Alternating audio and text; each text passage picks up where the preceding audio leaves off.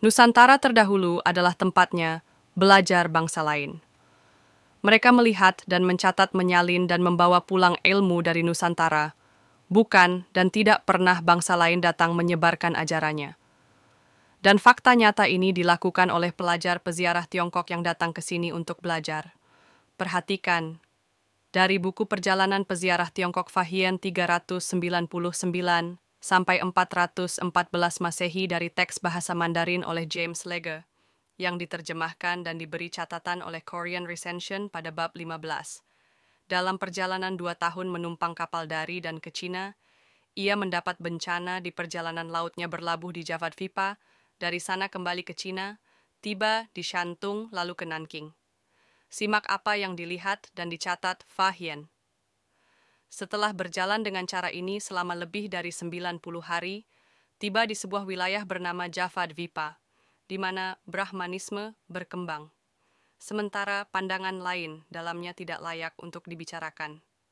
Fahian tinggal di Javad Vipa 2 tahun dan berhasil mendapatkan salinan Vinaya Pitaka dari Mahisasaka Dirgagama dan Samyuktagama Sutra, juga Samyukta Sancaya Pitaka. Semua kitab-kitab ini tidak diketahui di tanah Han. Setelah memperoleh karya-karya Sansekerta ini, ia ikut kembali dalam kapal seorang pedagang besar, yang di dalamnya terdapat lebih dari 200 orang, dan dengan kapal yang lebih kecil di dalamnya, untuk cadangan dari bahaya navigasi laut. Huining melakukan perjalanannya selama 3 tahun di Pulau Jawa, 664 m, 667 m, menerjemahkan sebuah sutra tentang pemahaman nirwana yang agung. Penterjemahan ini dibantu seorang pakar Jawa yang bernama Jnana Bhadra, yaitu ilmu tentang kehidupan setelah kematian. Di Nusantara ini bernama Svarga. Teks literasi kata Svarga ini ada pada relief dasar bangunan dan bukan tertulis nirvana atau nibbana, yang dilihat dan dicatat Fahuan 337 sampai 422 Masehi di Javad Vipa. Fahuan mencatat apa yang dilihatnya di tanah Jawa. Di atas bukit telah didirikan sebuah menara besar, jarak antara keduanya 15 yojana, dengan tinggi 470 kaki, dihiasi dengan emas dan perak, disempurnakan dengan setiap zat berharga. Di sisi menara didirikan sangharama yang disebut Abhayagiri, berisi 5.000 imam. Mereka juga membangun aula yang ditutupi dengan ukiran emas dan perak, disatukan dengan semua zat berharga. Di samping aula ditanam pohon peito. Ketika tingginya sekitar 220 kaki, pohon itu mulai condong ke arah tenggara. Raja memerintahkan untuk membuat 9 penopang pohon, tapi akar pohon tetap menembus penopang itu, dan akar keluar hingga 20 inci menembus bumi. Di bawah pohon itu didirikan sebuah kapel. Di tengahnya ada sosok patung dalam posisi duduk. Di tengah-tengah aula ini ada sosok patung, tingginya sekitar 22 kaki, seluruh tubuh berkilau dilapisi dengan 7 zat berharga, di tangan kanannya memegang mutiara yang nilainya tak ternilai. Yang dilihat dan dicatat Fahuan pada saat ini bernama Mendut. Lebih jauh lagi di dalam ibu kota kerajaan didirikan kapel dengan konstruksi luar biasa, di mana ketujuh zat berharga telah digunakan.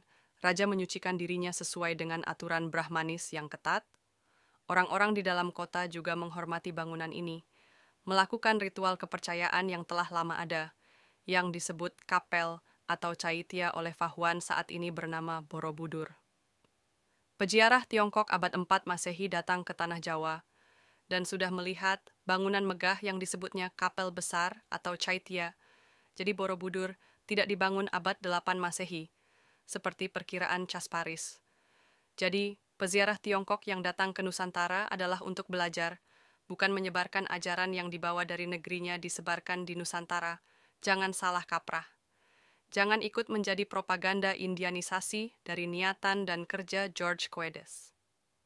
Demi kembalinya sejarah benar dan mengulang kembalinya kejayaan Nusantara, bagikan video ini ke medsos kalian.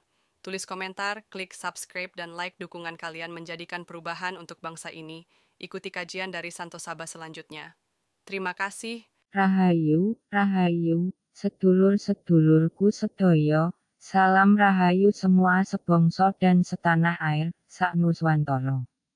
Sedulur-sedulurku, kalian harus tahu ini. Di relief dasar Borobudur yang saat ini ditutup itu, ana 12 teks literasi kata Svarga atau basa Jawa niku swarga, bukan tertulis kata Nirwana atau Nibbana. Juga wonten tertulis 2 teks literasi kata Kusala Dharma Bojana juga kata Vinaya Dharmakayasita. Jadi, jelas ini membuktikan bahwa sejatinya Borobudur itu berdasar podo ajaran asli Nusantara, bukan berdasar podo ajaran yang terlahir dari India sono nggih, leres mboten.